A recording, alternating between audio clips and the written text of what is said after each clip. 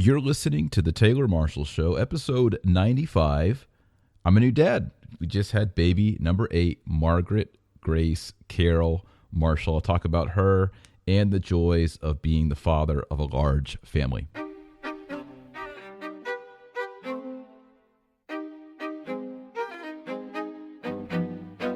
Howdy, and thank you for tuning into The Taylor Marshall Show. This is the podcast for everyone who wants to create daily habits and learn enough theology to take their faith to the next level. And we just brought home a beautiful, brand new baby girl. I'm going to talk about her and the birth, and then also the joys of being a father of a large family. Well, good morning, good afternoon, and good evening, wherever you are in the world, and thanks for tuning in. It's a joyful time. It's fall, autumn, my favorite season, and we had our brand new baby girl. For those of you that were following us, we went in on Wednesday. That would be October 21st. That is the Back to the Future Day. October 21st, 2015 is when Doc and, what was his name? Well, Michael J. Fox, when they went, the time they set to go into the future.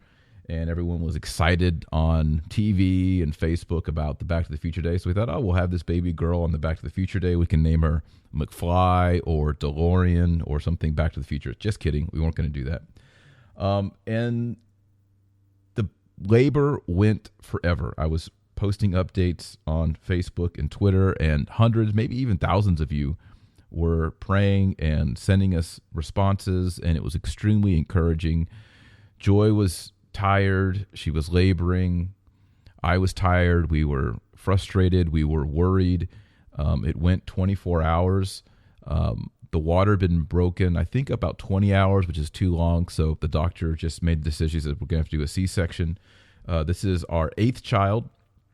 Thanks be to God, we've never had a miscarriage. And Joy has always been a birthing warrior, if I can say that. She's had 8 children. She's had twins. We have twin daughters, Mary, Claire, and Rose. We've had babies in the hospital. She's given birth 3 times in home. In fact, in my office, where I've written a lot of my books. Not only were books born there, but babies were born there.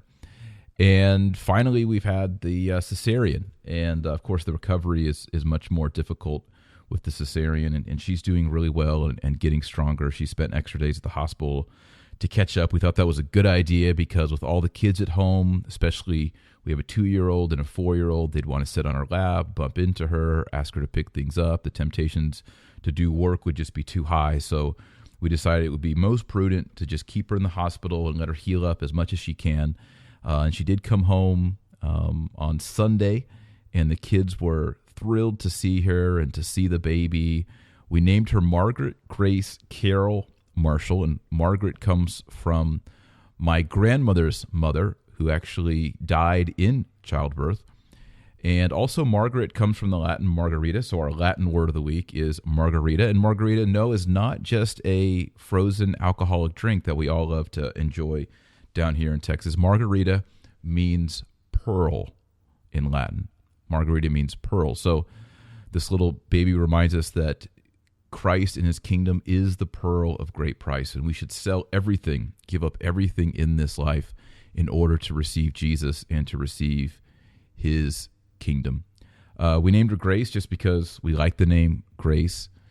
We thought about Grace as a first name, but it's extremely popular right now, and Joy doesn't like to give super-duper popular names to the kids. So we reserved that as a middle name, but we like the idea of Grace because Grace saves us, of course. And then we weren't planning on the name Carol. She was just going to be Margaret Grace Marshall, but we realized as we moved past midnight during the labor that we had passed into a new day, October 22nd, and that's the feast of St. John Paul II, the great pope. And Joy and I had not been Catholics during the reign of John Paul II. It's one of my regrets in life. But when he died, we certainly felt the effects of his life and of his prayers. And I remember coming home. I was in seminary, actually, Episcopalian seminary. I remember the day that John Paul II died. I came into our little apartment there on campus at the seminary. Yes, in Episcopalian seminaries, there is married housing because the priests and the seminarians are not celibate. I remember coming in and saying, like speaking in tongues, Papa Mortuus Est, the Pope is dead. And Joy knew what that meant, and we both teared up and we cried, even though we weren't Catholic. You'll be also interested to know that next Sunday, we decided to go to a Catholic church to go to Catholic Mass, even though we were not Catholic, just to show our solidarity with the Catholic Church for having lost their Pope. So Joy and I drove our kids from the seminary to the local Catholic parish. This was in Wisconsin, by the way. And we had gone to Episcopalian Seminary at Nashotah House, which is in Wisconsin. And we went to the local parish there, and the priest didn't say hardly anything about Pope John Paul II, to our shock. But he did tell us during a baptism that the holy water was not really holy because all water in nature is holy. And he also told us during one of the readings that Peter didn't write First Peter. And then he had all the children come up around the altar during the consecration, and he made up his own consecration prayer that rhymed. All I remember in the consecration was that he rhymed the words. It was something like, on the night before he was dead, he lifted up and took the bread. So he made up his own Eucharistic prayer. And Joy and I were pretty scandalized by the Catholic Church. We were, I think, interested in it, but going to a local parish and just seeing all that liturgical abuse, we were kind of, frightened. So anyway, not just to say the least, I don't think we ever went back to that Catholic Church. I know we didn't. We never did. And amongst Anglicans, amongst Episcopalians who are liturgical, sometimes there's this idea of Roman fever where you get this bug where you're like, well, maybe we should become Catholic and not be Episcopalian. And they say the cure for Roman fever is simply to attend a Catholic church. I know this is very sad, and many of you don't want to hear it. Just attend a Catholic church, listen to the sermon, look at the liturgy, and you'll soon realize that you don't want to become Catholic. I know that that's very sad, but there are Protestants out there who say that, and I think the Protestants do have a point. Sometimes our music, our homilies, our architecture, the liturgical abuses that are present in some places, in some dioceses in the Catholic Church, repulse many Protestants and keep them from entering into the Catholic Church because they're smart enough to know that priests shouldn't be doing that or shouldn't be saying that or, whatever it is, whatever the abuse is. They know that that's not right. And so it just sort of convinces them to remain Protestant. Anyway, that was a huge tangent. So that was our initial devotion to John Paul II many, many years ago. That would have been in 2000. Well, when did Pope John Paul II die? That was 2005. Yeah, so this is its 10-year anniversary. So this was 10 years ago. Joy and I think, John Paul II, in his prayers as he died, he released a lot of graces into the world. And I think Joy and I received those graces, and it helped us become Catholic a year later, actually, a little bit over a year after John Paul II died, we became Catholic.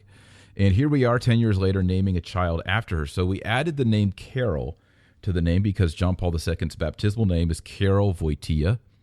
And we thought, I actually brought up to Joy, I was like, do you want Joanna Paula as like a middle name, like Margaret Grace Joanna Paula or John Paul or Jean Paula or something? And we didn't like that. But after Margaret was born and she came out of the womb and they put her on the warming table and were, sucking out her nose and looking her over and checking her out, I went over and put my hands on her and began to pray. And I realized I wanted to add Carol for Carol Wojtyła to her name because Carol kind of sounds, it's a girl's name, not like John Paul. And Joanna Paula it's just too long since we already had Margaret and Grace. So it would have been Margaret, Grace, Joanna, Paula, Marshall. But Carol is beautiful and it fits. So we added Carol. And Joy was just so happy as they were sewing her up from the cesarean. She was just looking over, wanting to hold the baby so much because usually she gets to hold the baby right away. So she had to just patiently wait. And it was beautiful. The baby is healthy.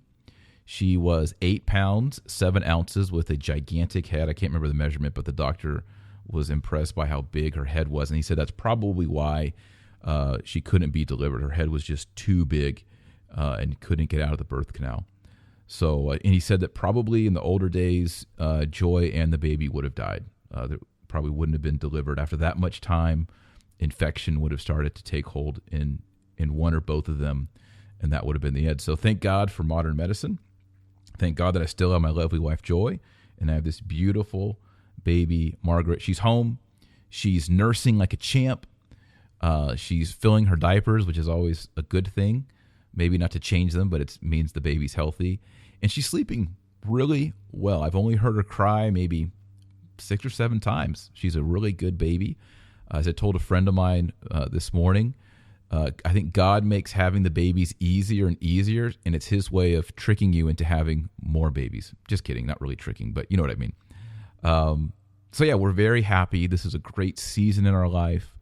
We love the pace of our lives. We love where our children are in school. Everything is just wonderful. We are so blessed. I am so grateful. And I've made a commitment to make sure that I attend Mass every day for 30 days just to thank God for this baby and to thank God for where we are in our life right now. We are just so blessed. I know that the best way that we can thank God is to attend and receive the Eucharist, because Eucharistia in Greek means thankfulness, gratitude. So the best way that we can show gratitude and to receive grace, gratia, is to go to Mass. So going to Mass every morning, even though it does cut into the schedule and it can be sometimes difficult with taking kids to school and with the new baby and all that, I want to make that commitment and show God that I'm grateful to him. So I want to talk a little bit about being the father of a large family. I get this question a lot from men. Men write me, they email me and contact me and ask me questions. A lot of men are discouraged, and I understand that.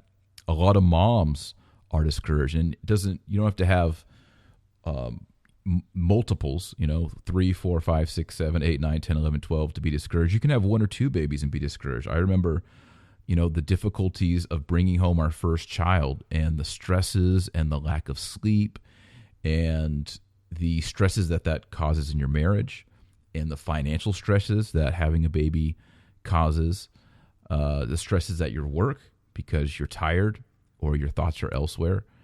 I've noticed, just in writing blog posts and writing, I'm doing a lot more typos in the last few days. Why is that? Well, it's because I'm tired, and that's okay. If you read my blog post from a couple days ago, after it went out and it was, it emailed out to 30,000 people. There's 30,000 people on the email subscription list, and they get these emails. It went out at noon, and later on that day, I looked at it, and there was like 8 typos, and I was like, oh, I was so embarrassed. How did I have so many typos? How did I not see those? And the reason is, I'm just tired. My mind's a little foggy. It's okay. You can't get down yourself. So what is it like to be a father, a parent of a large family? And then maybe what are some tips for those of you that are fathers? Maybe your grandparents, maybe your uncle, your aunt, somewhere in your life you're related to or know someone with a baby. How can you be encouraged, and how can you give encouragement to other people? The first is to just realize that having children is difficult. Having babies is hard. It's hard at the beginning. Labor is usually not a pleasant experience. The first 5 to 6 months after a baby are, in my experience, very difficult. I would say that 90% of the arguments or fights that Joy and I have had have been within the 5 to 6 window of time after the birth of a newborn. She's tired and cranky. I'm tired and cranky. Things that usually don't bother you do begin to bother you. So that's difficult. As they get older and they go into school, now you're dealing with homework, sports. We're driving kids all over the place for sports. And now we have our first teenager, and we're now tasting the joys of raising a teenager with the emotions and the stresses and the peer pressures and all those conversations that go along with raising a teenager. And then, as I've heard, as they get even into college and in their 20s and 30s, sometimes it doesn't end even there. There's still stresses and concerns and worries and so on and so forth. So having a child is difficult. And people in this world look at everything I just said and they're like, yeah, what's the point in that? No, thank you. I'm going to travel a lot. I'm going to use that extra money that I would spend on private schools and on sports, and I'm going to buy nice clothes, and I'm going to have a really sweet car, a luxury vehicle, and my wife and I are going to take amazing vacations, and we're going to go out to great restaurants, and that is the life. And honestly, there have been moments as a father where I've looked at friends or acquaintances who have chosen that life, and I think to myself, man, maybe they got it right. I'm sitting here with kids who are throwing up from some stomach virus, and so-and-so's out there on vacation, and I'm looking at his pictures on Facebook. What a bummer. Well, hey, you know what? It is difficult and it is hard, but I want to bear witness to you. It is worth it. The moments where you receive the little hug, the first word, teaching them to walk, getting the report card that has all A's and maybe that one B on it, seeing your 8-year-old, get his first hit, seeing him steal home for the first time, going to your daughter's dance recital, whatever it is, going to the baptism, seeing my twin daughters receive their first communion together in their beautiful white dresses. These are the moments of my life that stand out as the peaks, as the high points. And I've traveled a lot. I've been to super duper nice restaurants. I've been to countries in Africa. I've hunted on safari in Africa. I've been to many nations in Europe. I've been to China. I've traveled a lot, and I travel a lot still because of speaking and whatnot. And none of those experiences, restaurants or whatever, compare to the moments of hearing, "Daddy, I love you," or sitting up at night with my twin daughters who are 11 and just talking to them about whatever it is. These are the moments that I cherish, and these are the moments that I fight for. And in the valleys, in the difficult times of illness or being tired, those are the moments that I come back to. And life is a Good Friday, Easter Sunday cycle. And as Catholics, you just need to recognize that. We just need to say, I realize that there are days of crucifixion and moments of crucifixions, but I believe and I declare and I trust that the resurrection will follow.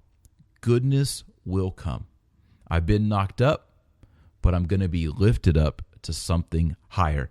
That is joy and my personal belief. Every setback is a set up. Sometimes God stretches you and stretches you and stretches you. I remember in one of the most difficult times of my life, Joy said to me, God is stretching you and stretching you and stretching you. It's like a rubber band being stretched back, right, on a finger. And he's going to let you go, and you are going to fly forward into new things that you can't imagine. And it's true. That's exactly what God does. So he stretches us with these children, with these little ones, but he's preparing us and them for greatness. And we need to believe that, and we need to stand in our Catholic faith and confess it. And we have to say it. We have to live it. We have to believe it. And that brings us to number 2. We have to have gratitude. I'll tell you, if I just am bummed out and I go and focus on my Twitter feed or Facebook or go watch the nightly news and phase out, I get worse.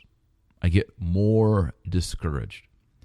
What makes me feel better every single time is gratitude, being thankful to my wife. Instead of, if she's tired and she's a little grumpy and grouchy, instead of being upset about that, I should be thankful that I have a wife who has delivered 8 beautiful babies to me, that she loves me, that she's faithful to me. I should be grateful for that. Instead of in the middle of the night when I am woken up for the 3rd time because the baby's crying, I should be grateful that this baby is healthy and that this baby's holy and that this baby is going to be a blessing to me and to the rest of the world. I should thank God in that moment for that. Even in our mistakes, let's say you make a mistake with your business. You make a mistake in your family. Maybe you make a moral mistake, a sin. Maybe it's a big moral mistake, a mortal sin. Even then, we should have gratitude. We should say to God, God, I'm not dead yet. You still have a plan for me. I am sorry I made this mistake. I repent of my sins. But I thank you that there's still time left. I thank you that you still have given me gifts, even though I've made a mistake. That's really the secret to happiness, is being thankful, being grateful. I learned that from the Bible, but I learned that also from my grandmother. We must thank God for the gifts that we have now. There's a lot more good in your life than there is bad in your life right now. You might say, "Oh, Taylor, you don't know.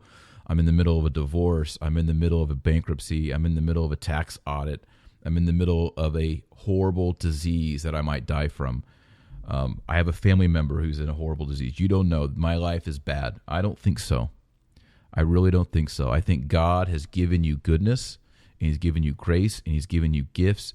And even in the last moments of our life, there is goodness, and there's something to be grateful for, and we can commit our spirits to God and be thankful. And third, I think the key to being a parent, a good parent, a joyful parent, is maintaining positivity. Saying positive things. Now, some people say, well, that's kind of like lying. I can't say, everything's going well when everything's not going well. I want to challenge you on that point. There's a great story in the Bible. It comes from 2 Kings, and it's the story of Elisha. Now, Elisha was the successor of the prophet Elijah. And in 2 Kings, we read a story about a Shunammite woman, and she had prayed to God that she would have a son. And God gave her a son, and she trusted in that. But one day her son went out with her husband into the fields to reap. And in verse 19 it says that the son said to his father, "Oh, my head, my head." The father said to his servant, "Carry him to his mother." And when he had lifted him up and brought him to his mother, the child sat on her lap till noon, and then he died. And she went up and laid him on the bed of the man of God and shut the door behind him and went out. So something happened here, a stroke. The child overheated. We don't know what happened, but he had a headache, and then suddenly the child died in his mother's arms. Then she called to her husband and said, "Send me one of the servants and one of the donkeys, that I may go quickly to the man of God and come back again." And he said, "Why will you go to him today? It is neither new moon nor Sabbath." So he says, hey, it's not a feast day. It's not a holy day of obligation. Why are you going to go see a holy man? She said, "All is well." Now, wait a second. The Shunammite woman, her son just died in her arms. She's going to go and see the holy man. She has faith that her son can be raised again, resurrected. And so she says, all is well. Now, factually speaking, all is not well. Her son is dead. There's a corpse. But she says all is well.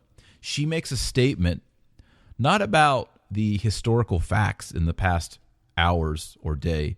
She's making a affirmation of faith that God is going to bring about all things well. So in verse 24, she saddled the donkey and she said to her servant, "Urge the animal on, do not slacken the pace for me unless I tell you." So she set out and came to the man of God at Mount Carmel. And when the man of God saw her coming, he said to Gehazi, his servant, "Look, there is the Shunammite. Run at once to meet her and say to her, 'Is all well with you? Is all well with your husband? Is all well with the child?' And she answered, 'All is well.'" Now, is she lying? Her husband's grieving. Her son is dead. And yet she says to the servant of the holy man, Elisha, "All is well." And when she came to the mountain, to the man of God, she caught hold of his feet. And Gehazi came to push her away, but the man of God said, "Leave her alone, for she is in bitter distress, and the Lord has hidden it from me and has not told me." Then she said, "Did I ask my Lord for a son? Did I not say, 'Do not deceive me'?" He said to Gehazi, "Tie up your garment and take my staff in your hand and go. If you meet anyone, do not greet him, and if anyone greets you, do not reply, and lay my staff on the face of the child." Then the mother of the child said, "As the Lord lives and as you yourself live, I will not leave you." So he arose and followed her. Gehazi went on ahead and laid the staff on the face of the child, but there was no sound or sign of life. Therefore he returned to meet him and told him, "The child has not awakened." So the woman says, "All is well with me," and yet she's begging for her son to be revived. Elisha sends his staff, and his servant tries to bring him back. It doesn't work. So sometimes in our lives, dreams die, people die, and I think we should follow the Shunammite woman and say, all is well. God is going to make this up to me. God is going to exchange my ashes and give me beauty. He's going to take away my reproach and give me blessings, graces, shame. So then in verse 32, and then sometimes we pray and the healing, the resolution that we think is going to fix it. So for example, Gehazi takes a staff and puts it on the child. Nothing happens. And we think, God, I've been praying. I've been seeking you. I'm a good Christian. I'm a Catholic. I try to go to church. I try to obey the laws of the church. I try to live the gospel. I try to share my faith. Why is this happening to me? Why don't you listen to me? Why isn't this working? Then verse 32. When Elijah came into the house, he saw the child lying dead on his bed. So he went in and shut the door behind the two of them and prayed to the Lord.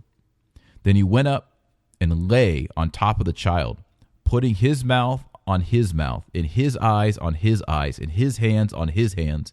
And as he stretched himself upon him, the flesh of the child became warm. Then he got up again and walked once back and forth in the house, and went up and stretched himself upon him. The child sneezed 7 times, and the child opened his eyes. Then he summoned Gehazi and said, "Call the Shunammite." So he called her, and when she came to him, he said, "Pick up your son." She came and fell at his feet, bowing to the ground. Then she picked up her son and went out. Wow, that's awesome. This woman was in bitterness. Elisha says that. She's in bitterness. She's in sorrow. And yet she's saying positive things. She's not saying, "Woe is me. My life is miserable. Why did God do this to me?" She says, "Look, God promised me a child. All is well. The child's dead. All is well because I know God is going to make this right. God is going to act here." And so she seeks out the representative of God, Elisha, the holy man.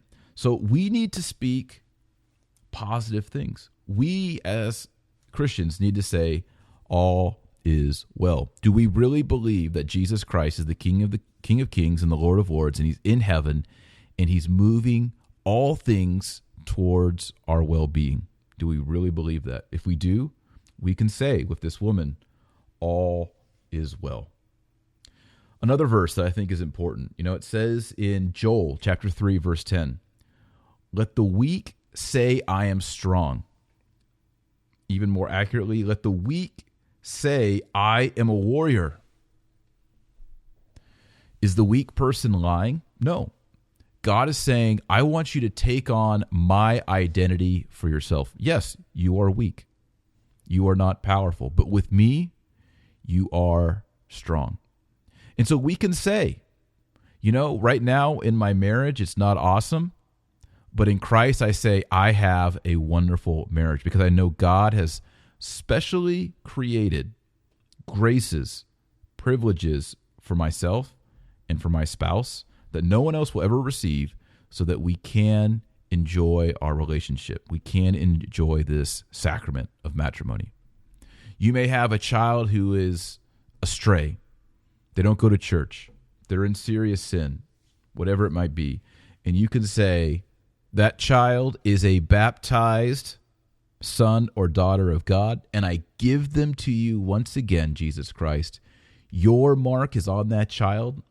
Your graces are pulling that child towards you, and I just confess it, and I claim it, and I know it is true. I know that you want this child to be saved, and I join my heart and my intellect in agreement with your heart and your intellect, Jesus. Bring that child home. All is well. That child will, in fact, respond to your graces. So you're not lying or deceiving yourself. You're just tapping in to what God has already proclaimed and declared from heaven. And that, my friends, my brothers and sisters, is the gift of faith. Faith comes in 2 ways. Faith is the belief in all the right doctrines and dogmas as revealed by Christ through his apostles and defended by the magisterium over 2,000 years. That is being Catholic. We believe the entire universal faith, all the doctrines, all the dogmas, everything. But that is not enough, according to the Catholic Church. You must have a personal faith in Christ. So you believe all the facts, but now you must trust in him trust in Jesus Christ? Can Jesus Christ overcome your addiction? The answer is capital Y, yes. Can Jesus help your marriage and turn it around? Yes. Can Jesus provide you the financial stability for your spouse and for your children and for your family? The answer is absolutely yes.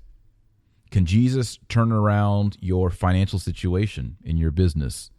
Yes. Can Jesus turn around your discouragement, your depression? Yes. Can Jesus turn around your health? Yes. Now, God, of course, has his plans, and it may not be his will that this business succeeds, and it may not be his will that this day is the day in which the marriage turns around. But God has a great plan for you, and every negative thing is going to lead to something more positive. Do you believe that? I do believe it. I really do believe it. I believe that every setback, every difficulty is setting myself up, my wife up, my children, setting us all up to something greater. This past couple of weeks, we've had the synod on the bishops in Rome, talking about marriage and the family. There's been a lot of fear, a lot of people scared, a lot of people on blogs, videos, worried that this is going to be the end, that the Catholic Church is going to change her teaching on homosexuality, change her teaching on the indissolubility of marriage, so on and so forth. I think it's important for us as Catholics to say, I believe in the one holy Catholic and Apostolic Church. I believe the gates of hell are not going to prevail against the church. I believe that you are Peter, and on this rock, Christ is building his church. I believe that the church is indefectible. I believe that the papacy will never say anything infallibly that's wrong. I believe this. You're making a profession of faith, declaring it. And we really do need to say these things. In Latin, the word blessing is benedictio. It's where we get the word benediction, benedictio. It's two words in Latin. The first word is bene, it means well, and dictio, where we get the word dictate or dictionary. It means a word or to speak, to say something. A benediction is something that is well spoken about something good. So when a priest gives you a blessing or you go to Eucharistic benediction, something good is spoken over you. You either hear the priest say it or Christ himself says a blessing over you. But in Latin, it's benedictio. There's a dictio. There's a dictation. We have to say it. Thinking good thoughts is great, but saying good thoughts is even better. If I think, I sure love my wife, that's good. But if I say to my wife, I sure love you, that's even better. If I say to my son, if I think in my mind, my son did really good this semester in school, that's good. But if I say to my son, you did really well at school, that's even better. Or if I drop my kids off at school and I think, I sure hope y'all have a good day, that's good. But if I say out loud to them, I hope you guys have the best day of your life. I hope God does amazing things for you today at school. That's what I do say to them. That's even better because it's telling myself and it's telling them that we believe in God. We believe in Jesus Christ. We believe that he's going to do amazing, wonderful, marvelous things today. In the Old Testament, if you've read the Psalms, you'll see over and over, sing a new song. A new song. Not an old song, sing a new song. What does that mean? Well, in the Jewish or the Hebrew understanding, when you sing a new song, you're proclaiming something new. What it means is we're not just celebrating that God delivered us out of the hands of Pharaoh in the old days. We sing those songs, the old songs, but we also sing a new song because God delivered me out of something evil today or an hour ago. God is working in my life right now, just as he worked in the life of Moses and of King David and Esther. He is working in my life, and I believe that, and I expect to see it. And those are the eyes of faith. You read the Gospels, the people who come to Jesus with that kind of attitude, expecting and believing and saying it out loud, Christ works miracles for them. And I'm telling you, he's going to work miracles for you and for your family and for your children. So in review, 3 things about being a parent, about being a father. First of all, it's really hard. Let's just admit it. All right. It's difficult. There are hardships involved in it, and that's okay because there's really good things involved in being a parent. Secondly, the attitude of gratitude. Are we thankful for our kids? Are we thankful for our marriages? Are we thankful for what we have? It may not be ideal. It may not be exactly what we want, but we have so many good things in our life. In the book of James, one of my favorite epistles, it says that every good and perfect gift comes down from the Father of lights. Every good and perfect gift. Sometimes we as believers only want the perfect gifts. But the Bible there, St. James, says every good and perfect gift. So there are good gifts and there are perfect gifts. Sometimes we have to recognize that the good gifts are good. They may not be perfect. Your spouse is a good gift. Is he or she perfect? Maybe. Maybe if you've only been married for a week or so, you're still a newlywed, you believe that. But no, your spouse is good. And you should thank God for that. Are your kids perfect? No. But they're good.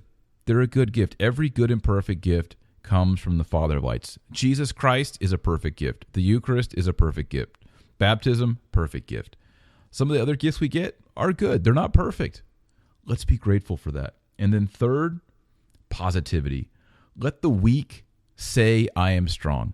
Be like the woman who lost her son and went to Elijah, and he says, is it well with you? Is it well with your husband? Is it well with your child? And even though she's grieving, even though her child is actually dead, she says it is well because she's in agreement with God himself. Remember, a benediction is a benedictio. It's speaking well.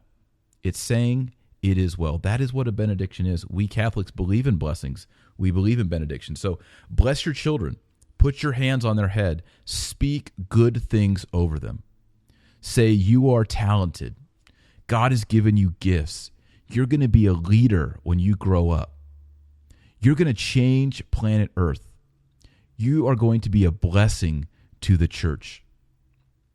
God is going to do amazing things through you. I can't wait to see it.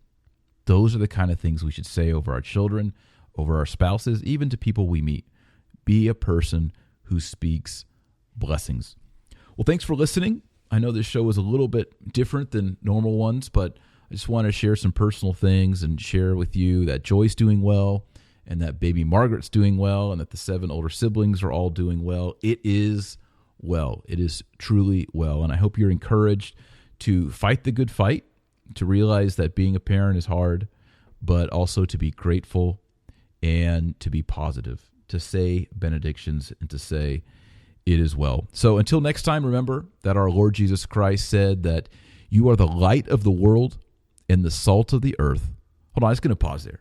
Think about it. You are the light of the world. That is a truth declared by God himself. You are light. So confess that. Say today, say tomorrow morning, I am light. I am a light bulb. I am a candle. I bring light to this dark world because God has said it about you. It's true. And then you are salt. You bring flavor. You make things appetizing. You attract people to Jesus Christ. Okay, so now I'll say it again. Until next time, remember, you are the light of the world and the salt of the earth. So go out there and be salty. Hey everyone, I realized I forgot to do the shout out. So everyone who left a review of this podcast over at iTunes, I will definitely share your name and choose a comment of the week next week in the next week's podcast. Thanks again for listening. Thanks for your feedback, and we'll see you next week.